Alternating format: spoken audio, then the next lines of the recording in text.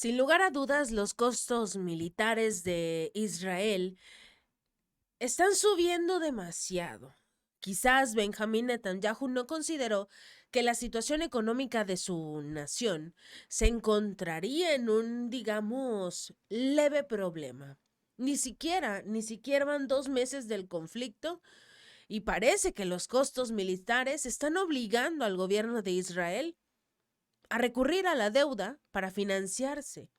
Y este país ha recaudado 18.700 millones de shekels, más de 5.000 millones de dólares de bonos locales desde el inicio del conflicto con este grupo militante palestino Hamas.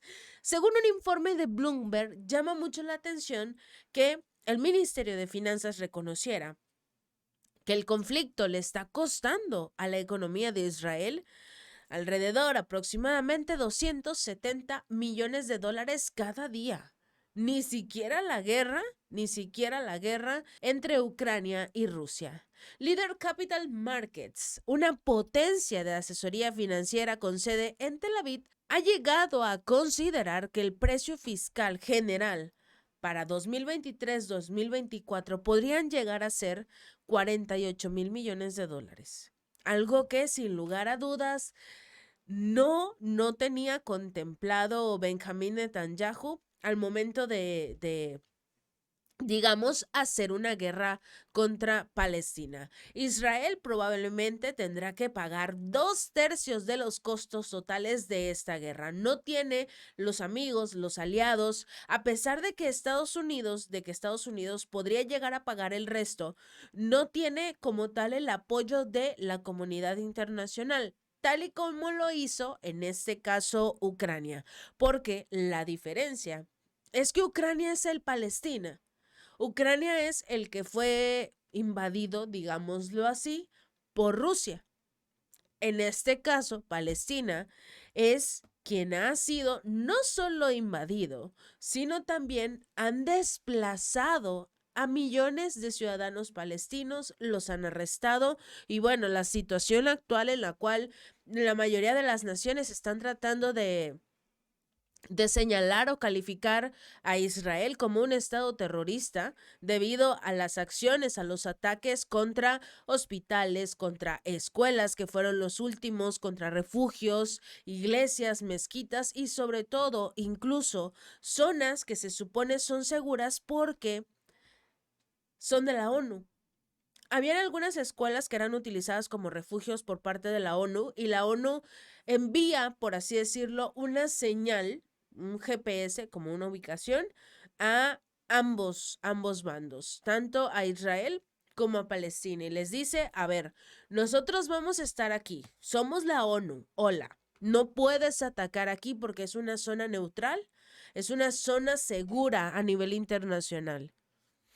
Desde entonces, muchos dicen la misma frase, hasta en la guerra hay reglas. Vimos una guerra, un conflicto entre Ucrania y Rusia de militar contra militar, de soldado contra ciudadano que se convirtió en soldado. La guerra entre Ucrania y Rusia fue entre ellos, entre los soldados. La guerra que está realizando Palestina e Israel es muy diferente, porque es una guerra únicamente por aire. Además de que ya hay algunos militares que entraron de lleno a la franja de Gaza, sobre todo a la zona norte, Israel continúa realizando bombardeos. Y estos son los que se han cobrado la vida de casi 14.000 personas desde el inicio del conflicto el pasado 7 de octubre. 14.000 personas hasta donde se tiene conocimiento, porque hay muchos desaparecidos. Hay muchos que continúan bajo los escombros. Lamentablemente esos todavía no se pueden contabilizar. Pero de ser así, tal y como incluso lo sospechan las autoridades de Palestina, las cifras van a ser completamente abrumadoras. Pero mientras todo esto pasa, Israel cometió ese error, atacar las zonas de la ONU, por ejemplo, atacar los refugios, atacar las escuelas y las imágenes. A diferencia de la guerra entre Ucrania y Rusia, las imágenes de este conflicto están en las redes sociales. se pueden compartir. Los palestinos están llevando las imágenes de lo que les ocurre. Y precisamente eso es lo que puso a la comunidad internacional, digamos, en contra de Israel. ¿Por qué?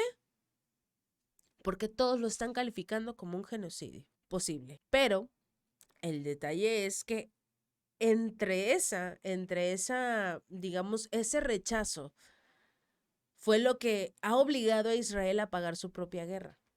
Tiene que endeudarse, tiene que pagar 2/3 de los costos totales de su guerra y vamos a ver a un Estados Unidos apoyándolo en algún momento. Ahora no se puede, pero en algún momento van a ayudar a Israel. Este informe también indicó que el gobierno de Israel ha estado emitiendo deuda internacional en yenes, en euros y dólares estadounidenses, a través de colocaciones privadas mediante bancos de Wall Street como Goldman Sachs. Casualidades no existen, pero el hecho de que esté utilizando este tipo de mecanismos, pagándolo casualmente en yenes, euros y dólares estadounidenses, genera una gran ventaja para Estados Unidos, no para Israel. De igual forma, ellos consideran que están avanzando con un escenario base que hace referencia a varios meses de combate y también están trabajando en reservas adicionales para que no le pase lo mismo que a Ucrania, que en este momento no puede avanzar, no tiene una guerra, no tiene un conflicto porque no tienen dinero. No tienen para comprar armas y ya ninguno de los países quiere apoyarlos. Entonces, en este caso, Israel considera que es importante prepararse, estar listos para varios meses de combate y tener sus reservas. Finalmente tienen o están haciendo un movimiento estratégico económico en beneficio, por supuesto, de la guerra, no de los ciudadanos. Yali Rothenberg, el contador general del Ministerio de Finanzas de Israel, dijo muy claro: somos muy capaces de financiar al Estado de Israel, incluso en los escenarios más extremos que son los combates actuales. También el gobierno israelí ha aumentado significativamente los gastos para financiar el ejército y otras cuestiones relacionadas con este conflicto. Y esto ha llevado a un déficit presupuestario récord, que el mes pasado se disparó a 6,000 millones de dólares, un aumento de más de 7 veces en comparación con el año anterior. Y precisamente el déficit presupuestario asciende actualmente al 2.6% del Producto Interno Bruto. Y este personaje, Rothenberg, dijo que es razonable esperar que el déficit ronde el 9% de la producción económica anual de este país durante por lo menos los próximos 2 años. ¿Para qué? La nación pueda recuperarse de este conflicto que, digamos, no saben cuánto tiempo realmente va a durar. El ministro de Finanzas, Bezalel Smotrich, ha presentado ahora un presupuesto modificado para lo que resta del 2023 con un aumento del gasto de casualmente 9,300 millones de dólares, que se financiará lamentablemente en gran medida con la deuda. Israel también tendrá que compensar unos 15,000 millones de shekels, que son aproximadamente 4,000 millones de dólares de ingresos perdidos en este 2023 y luego, el año que viene, tendrá que reponer un fondo de compensación fiscal del gobierno, del que ya vació 18,000 millones de shekels, que son 4,900 millones de dólares. ¿Para qué? Para pagar gastos después de que estalló la guerra.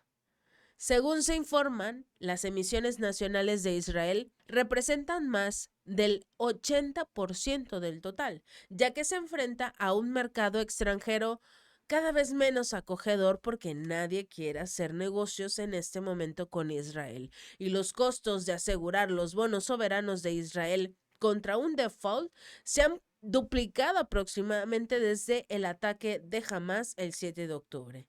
El gobierno también ha utilizado una entidad registrada en Estados Unidos, afiliada casualmente al Ministerio de Finanzas, para vender un récord mensual de más de 1,000 millones de dólares en bonos. Además, se ha endeudado, esto en el extranjero, a través de acuerdos negociados en privado, recaudando un total de 5.400 millones de dólares desde el inicio del conflicto. Esta guerra va para largo. Bueno, se estima o Estados Unidos quiere que vaya para largo, ¿verdad?